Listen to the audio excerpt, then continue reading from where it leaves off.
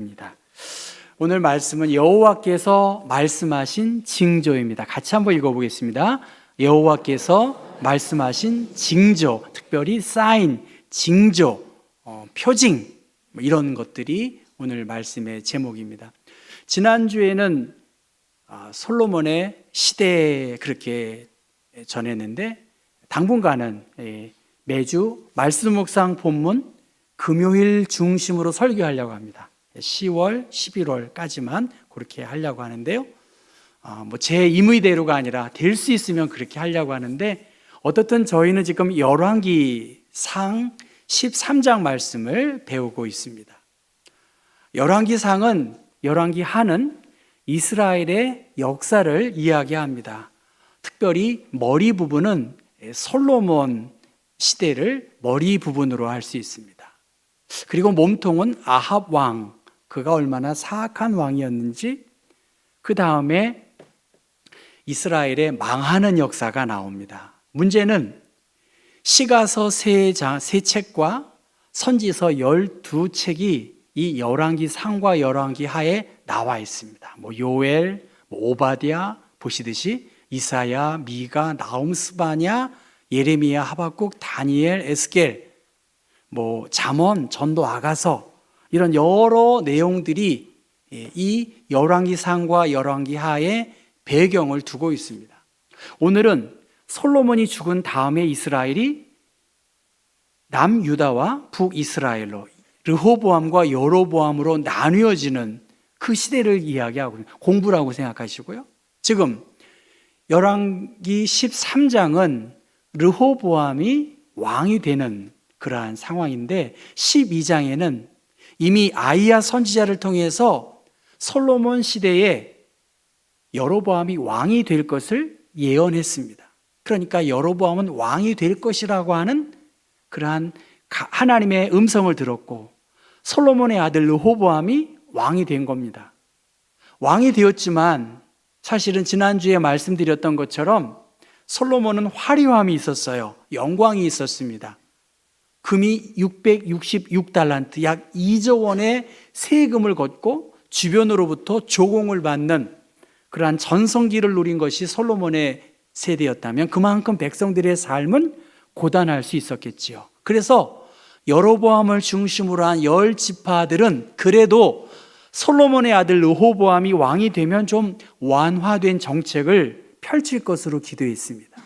그러한 건의를 했는데 르호보암은 원로들과 동료들의 조언을 받은 결과 강경책을 펼치게 되었고 그 강경책 때문에 더 이상 함께할 수 없어서 느슨한 지파의 구조이기 때문에 북이스라엘이 여로보암을 중심으로 세겜에서 나라를 세우게 됩니다. 그리고 브누엘이라는 곳에 요새화해서 나라를 견고히 세우려고 하는데 문제는 예루살렘에 성전이 있기 때문에 이 성전에 예배 드리러 가야 하기 때문에 백성들의 마음이 혹시 남유다에 빼앗길 것을 걱정해서 보듯이 베델과 단이라고 하는 저 지역 위쪽에 북이스라엘에 금송아지를 세우고 그곳에서 하나님을 예배하라고 그렇게 여로보암은 종교 혼합 정책을 펼치게 됩니다. 그리고 레위 지파가 아닌 보통 사람들을 제사장으로 세우고 자기 임의대로 절기의 날짜도 변경하는 그러한 어리석음을 경험하게 됩니다. 이 소식을 들은 남유다의 하나님의 사람이 베델로 오게 됩니다. 그것이 13장 1절의 말씀. 그때에 하나님의 사람이 여호와의 말씀을 가지고 마치 분향하려고 하는 여로보암에게 나타난 것이죠. 그러면서 여호와의 말씀을 외치는 거야. 제단아 2절 그렇죠? 여호와께서 이와 같이 말씀하시기를 다윗의 집에 요시야라 이름하는 아들을 낳으리니 그가 내 위에 분향하는 산당 제사장을 내 위에서 제물로 바칠 것이다. 그리고 그 사람의 뼈를 내 위에서 살라버릴 것이다 라고 그렇게 예언의 활동을 펼치게 됩니다. 그러니까 요시야를 통해서 장차 300년 이후에 있을 일들, 그 일을 보여주고 있습니다. 요시야는 유다의 16대 왕으로 많은 종교적인 개혁운동, 율법을 발견하고 개혁운동을 펼쳐서 이 하나님의 사람의 예언대로 베델 제단과 산당을 헐고 불사르고 이것을 제사장들의 뼈를 빻는 일들을 하게 됩니다. 산당 부근의 무덤, 그리고 우상 숭배자들의 뼈들을 가져다가 제단 위에 불살랐다는 것은 그 제단을 아주 무시했다고 할까요? 잘못된 그 제단에 대하여 무력화시키는 그러한 일들을 하게 됩니다. 그러니까 그 예언대로 열왕기하 23장 15절에 온 유대의 그 예언이 이루어진 것을 이야기하고 있는데, 이 말씀을 한 다음에 어떻게 하나요? 같은 날, 그 시간 같은 날 하나님의 사람을 통해서 징조를 들어서 3절에 여호와께서 말씀하신 징조라, 제단이 갈라지며 그 위에 있는 재가 쏟아질 것이다 라고 그렇게 선포했습니다. 그러니까 5절에 무엇이라고 말하나요? 그 징조대로 제단이 갈라지며 재가 제단에서 쏟아져 내리게 되었습니다. 그러니까 하나님의 말씀을 보여주신 그 징조대로 성경의 가르침이 이루어졌다라고 성경은 말합니다. 오늘은 사인입니다. 징조입니다. 전조예요. 이적, 표적. 오늘 윤진섭 전도사님이 떨기나무 가운데 있는 그 불타는 그런 것처럼 하나님의 비밀한 일들을 보여주었다, 그것입니다. 왜 이런 것을 보여줬나? 왜 사인, 징조를 보여줬나? 하나님의 말씀이 참되다는 것, 기적적인 방법으로 베델 제단이 무너지고 여로보암의 왕국이 몰락하고 우상 숭배자들이 몰락할 미래의 일들을 예언해 주었다는 거예요. 그래서 불법적으로 드려지는 그 예배가 아니라는 거예요. 징조를 구체적으로 보여주신 그 사건이 오늘 본문의 내용입니다. 하나님이 여로보암에게 사인을 보여주셨어요. 징조를 보여주셨어요. 또 그렇게 제단이, 그리고 제가 막 정신없이 나뒹구는 모습을 보게 된 것입니다. 여러분, 왜 이러한 징조를 보여주셨을까? 이미 솔로몬 왕 시대에 여로보암은 왕으로 세워졌는데 이 여로보암의 마음에 조급함이 있는 것 같았어요. 열왕기상 11장의 말씀 보면 내 마음이 하나님께 합당하기만 하면, 내 율례와 명령을 지키면 내가 다윗을 위하여 세운 것 같이 너를 위하여 견고한 왕조를 줄 것이다, 그렇게 명령을 했는데 여로보암이 여호와의 명령을 순종하면 그것을 얻는데, 그것을 알았음에도 불구하고 여호와의 말씀이 징조를 통해서 그렇게 이 단과 베델의 금송아지 우상 숭배를 통해서 그릇 행한 징조를 막으려고 보여주셨는데, 이 하나님의 사람의 외침에 대하여, 그 징조에 대하여 어떻게 말하나요? 자기 손으로 그 하나님의 사람을 잡아라, 그렇게 이야기했습니다. 4절 말씀에 그렇죠? 제단에서 손을 펴며 그를 잡으라, 저놈을 잡으라, 그런 이야기 했겠지요. 하나님께서 징조를 말씀해 주셨는데 오히려 그렇게 외친 선지자를 붙잡으라고 한 그 손이 어떻게 됐는가? 손이 뻣뻣하고 굳어져서 다시 거두어 들일 수 없었다는 거예요. 하나님의 사람의 선포대로 제단이 갈라지고 제단의 재가 제단에서 쏟아졌는데, 그리고 자기의 팔이 마비되었음을 살폈을 때에 어떻게 해야 될까요? 그 문제 앞에서 제발 당신이 하나님께 기도함으로 말미암아 내 손이 온전하게 해 주십시오, 도와달라고 요청을 한, 그리고 하나님의 사람이 그렇게 기도함으로 왕의 손이 다시 전과 같이 멀쩡해졌음에도 불구하고 왜 하나님께서 여로보암에게 이러한 징조를 보여주셨을까, 이것입니다. 어느 칼럼에 보니까 기독교인 가운데 30%는 그냥 명목상 교인이라는 거예요. 그냥 교회에 다니는 것이지 거듭난 그리스도인이 아니라는 거예요. 30%가. 지금 베델과 단에서 여로보암은 얼마나 많은 공을 들여서 하나님이라고 예배를 드렸겠냐는 거예요. 자기의 통치 이념을 더 견고하기 위해서, 종교적인 일치를 이루기 위해서 얼마나 많은 수고를 했겠습니까? 분명히 했을 거예요. 그래서 베델과 단에 많은 예식과 절차가 행해졌을 거예요. 예배의 형식도 있었을 것입니다. 그런데 생명력이 없는 껍데기뿐인 예배라고, 하나님이 기대하시는 예배가 아니고, 하나님이 인정하시고 하나님이 받으시는 예배가 아니라는 거예요. 여로보암은 자기 마음대로 했어요.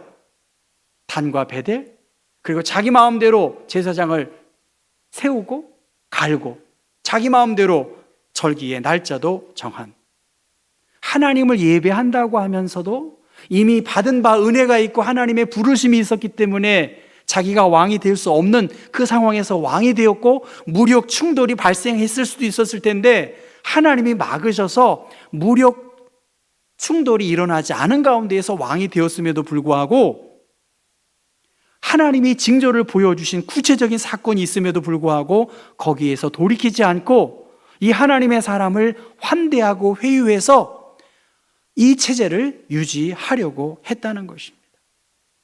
다른 말로 말하면 이 여로보암은 하나님의 인도하심을 경험했음에도 불구하고 하나님의 인도함을 받고 있지 못하다는 거예요. 너는 마음을 다하여 여호와를 의뢰하고 내 명철을 의지하지 말라. 너는 범사의 그를 인정하라. 그리하면 내 길을 지도하시리라.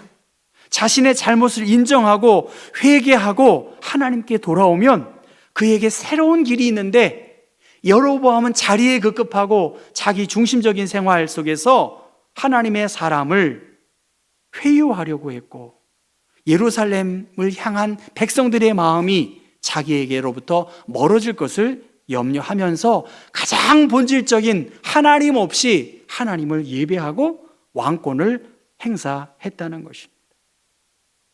하나님의 징조, 하나님의 사인, 성경에는 많은 사인이 있습니다. 오늘 모세의 이야기, 우리가 알고 있듯이 10가지 바로 앞에서 펼친 그의 재앙의 능력 너무나 알잖아요. 바로 앞에서 이 모든 징조 사인을 다 행할 것이다.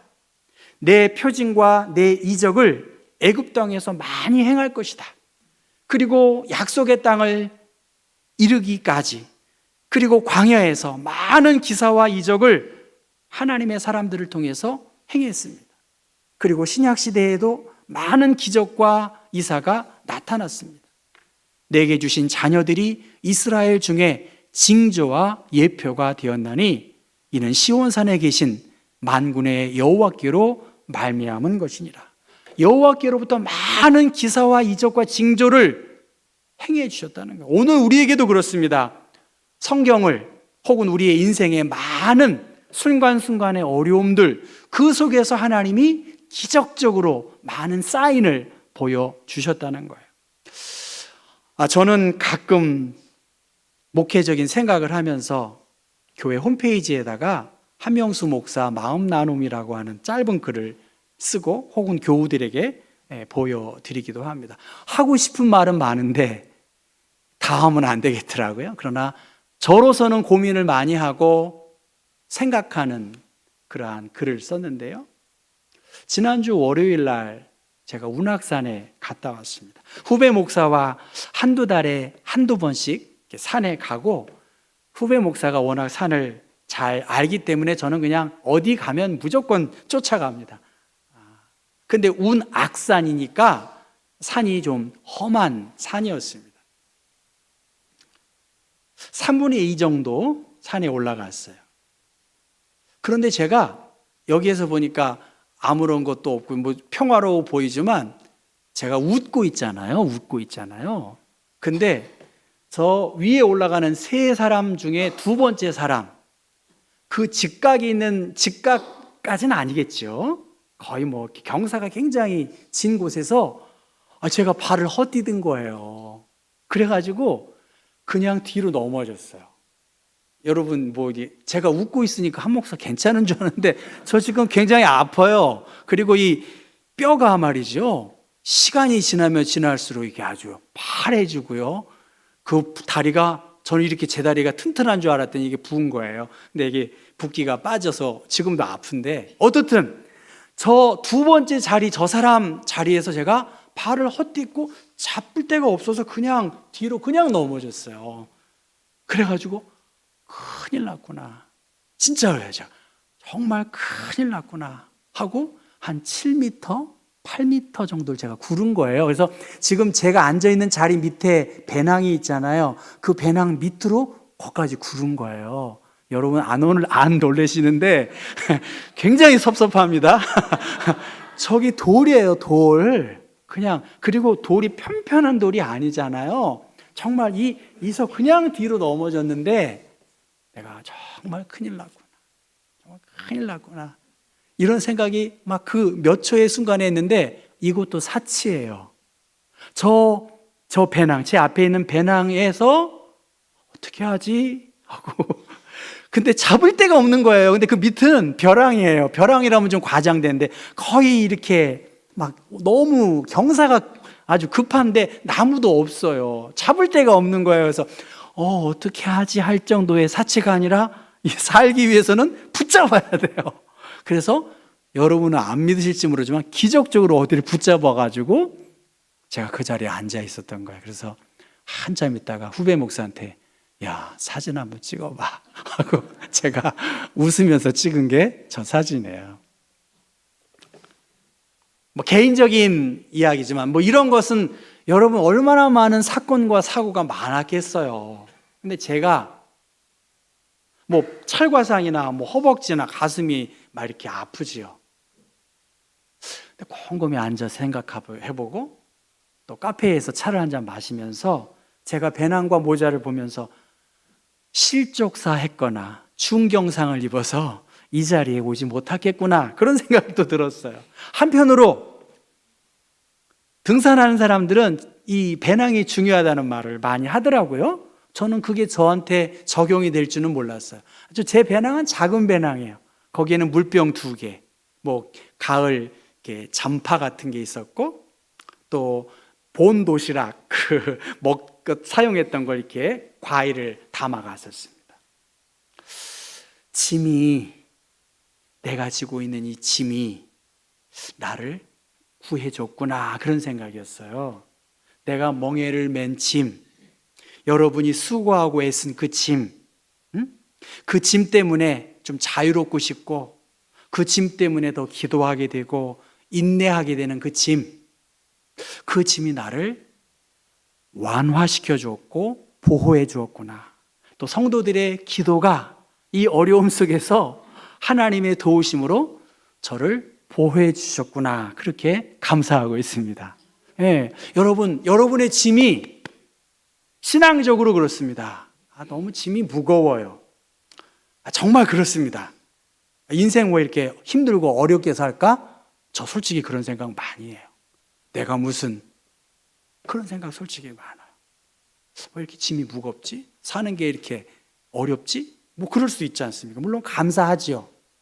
그런데 고민해보니까 아니다, 내가 이렇게 고민하고 애쓰고 기도하고 하는 것이 오히려 하나님께 가까이 가고 하나님의 은혜를 경험하고 세상 가운데에서 구별될 수 있는 그런 축복의 통로가 아닌가. 크고 작은 짐이 있잖아요. 그냥 던져버리고 싶어요. 왜 이렇게 복잡해? 무슨 대단한 일을 하겠다고. 요 100여 명의 목회를 그냥 헤매고 있는 제 모습을 보면 좀 그런 마음 들 때가 있습니다. 그런데 그 짐이 나를 더 하나님의 사람으로 온전하게 하는구나, 더 사역을 열심히 해야 되겠구나, 그러한 영적인 깨달음을 얻었습니다. 여러분은 어떻습니까? 여러분에게도 분명히 짐이 있어요. 그 짐이 좀 나에게 좀 멀어졌으면 좋겠다, 그렇게 생각합니다. 경험이 늘어날수록 누군가의 목소리나 조언을 받아들이지 못해요. 여러분 얼마나 고집이 있으세요? 저도 고집이 있어요. 내 생각 속에만 갇혀 있는 사람이 되면 어쩌나 싶어져요. 그렇게 써 있죠. 주님이 보내신 사인도 못 알아들으면 어떡합니까? 그렇습니다. 하나님이 많은 방법, 솔직히 저의 개인적인 상황이지만 하나님이 얼마나 많은 사인을 우리에게 보여주고 있냐는 거예요. 하나님이 얼마나 많은 사랑을 우리에게 보여줬냐는 거예요. 이 사명받은 자로서 무엇을 위해서 우리가 살아가야 할까? 어디에 우리가 마음을 모아야 할까? 수고하고 무거운 짐진 자들 다 내게로 오라고 하는데 왜 나이가 들면 들수록 왜 이렇게 고집이 셀까? 왜 이렇게 자기의 주장이 셀까? 하나님이 징조를 보여주셨고 말씀해 주셨고 여호와의 사자는 외쳐 순종하며 그렇게 나아갔는데 왜 우리에게는 내가 지고 있는 짐이 가장 무거운 것처럼, 내가 혼자 고생하는 것처럼, 나 혼자 주님의 일을 하는 것처럼 이렇게 하고 있는 거 아닌가? 텔레비전 프로는 미디어의 속성상 시청자가 채널을 돌리지 않도록 하려면 즉각적인 즐거움을 제공해야 한다고 합니다. 노명우라고 하는 분이 그렇게 말했어요. 텔레비전이 학습자의 성장이 아니라 만족을 지상 목표로 삼는 한 오락의 형식을 벗어나지 못하는 이유가 시청률 때문이라는 거예요. 시청률 때문. 그러니까 즉각적인 기쁨을 추구하는 시대, 인스턴트 시대, 여로보암의 시대가 바로 그러한 시대예요. 그러니까 여로보암은 왕으로서 그렇게 할 수밖에 없었어요. 왜냐하면 왕으로 백성들을 모아가지고 그의 나라를 이루기 위한 것이겠죠. 그러나 예레미야도 그렇고 여로보암도 그렇고 우리 모두도 인간은 자기 마음대로 살아도 괜찮고 자기 마음대로 그것이 사명인 것처럼 생각하는 존재가 아니라고 성경은 말합니다. 베델과 단에서 예배 드렸어요. 편리함을 쫓는 것이 예배가 아니라는 거예요. 인간의 위안을 삼기 위해서 충분한 거 아닌가? 그것은 예배가 아니라는 거예요. 왕으로서 여로보암은 최선을 다한 사람이었어요. 그리고 자신의 그 생각을 굽히지 않고 그 하나님의 사람을 회유해서 막 대접해서 자기의 옳음을 드러내려고 했다는 거예요. 그런데 하나님의 사람은 그렇게 해서는 안 된다는 것을 이 하나님의 사람을 통해서 알고 있습니다. 하나님은 우리에게 경고하고 계세요. 하나님의 뜻을 우리에게 보여주고 있습니다. 하나님의 경고가 없으면 인간은 자기 마음대로 살아가기 쉬운 존재예요. 우리에게 심판이 없다면 하나님도 없는 거예요. 자기 마음대로 괜찮게 살아가는 것, 그러나 그것이 하나님의 품성인 공의로움에서 위배될 수 있다는 것입니다. 우리는 각자 체험과 경험이 다릅니다. 그러나 이 체험과 경험과 나에게 주신 어떤 기적적인 보호함, 하나님의 사랑, 하나님의 인도함들이 우리에게 분명히 있고, 이사야 선지자는 이미 처녀가 잉태하여 아들을 낳을 것이요 그 이름을 임마누엘이라고 하는 사인을 얻었고, 그 사인을 우리는 믿고 그것이 오늘 우리에게 가장 구체적인 징조로 인간의 몸을 입고 오신 예수 그리스도를 통해서 우리는 하나님의 나라의 주인된 존재로 살아갑니다. 여러분, 편리함 때문에 우리의 사명을 너무 가볍게 여기지 않았으면 좋겠어요. 빨리 이 짐을 좀 누군가에게 좀 다른 사람에게 전가시키고 싶은 그러한 마음들도 없지 않을 것입니다. 39년 동안 한센이를 돌보다가 세상을 떠난 마가렛 피사렉이라고 하는 오스트리아 간호사의 이야기가 나옵니다. 그는 39년 동안 한센이를 돌보다가 그가 몸이 아파서 병들어서 조용히 소록도를 떠났다는 거예요. 여러분 어떻습니까? 좀 하나님의 뜻, 하나님의 영광, 그가 주신 짐을 가지고 살아갈 때 교회에서 하나님의 일을 하면서 무슨 짐이 그렇게 무거운지 그 짐을 주님께로 내려놓고 주님 안에서의 안식과 쉼을 누려야 되지 않겠습니까? 예배에 참석하시는 여러분 너무나 귀하지요. 그러나 오늘의 예배가 내 인생의 마지막이 될 수 있고 지금 여러분에게 맡겨주신 그 사명이 오늘이 마지막일 수 있습니다. 그리스도인은 사명 때문에 다시 일어설 수 있는 사람이고 하나님이 보여주신 그 갖가지의 사건과 보호하심 때문에 더 기도하고 더 온전함 안에 머물 수 있습니다. 사랑하는 성도 여러분, 짐이 무거워요, 사실은. 그러나 그 짐이 하나님이 우리에게 주신 사명이 여기까지 그래도 우리를 인도해 주셨습니다. 하나님께 갈 수 있는 안전장치가 여러분에게 맡겨주신 사명임을 깨닫고 우리가 꼭 39년 동안 한센인을 돌봤던 그러한 사람은 될 수 없다 할지라도 적어도 우리 시대에, 솔로몬의 시대에, 우리의 인생의 전성기의 시대에 할 수 있는 최선의 모습을 가지고 하나님을 더 사랑하고 내게 맡겨주신 사명, 언제 갈지 몰라요. 이 사명을 쫓아서 힘차게 전진할 수 있는 우리 경복교회 교우들 되기를 주님의 이름으로 축원합니다.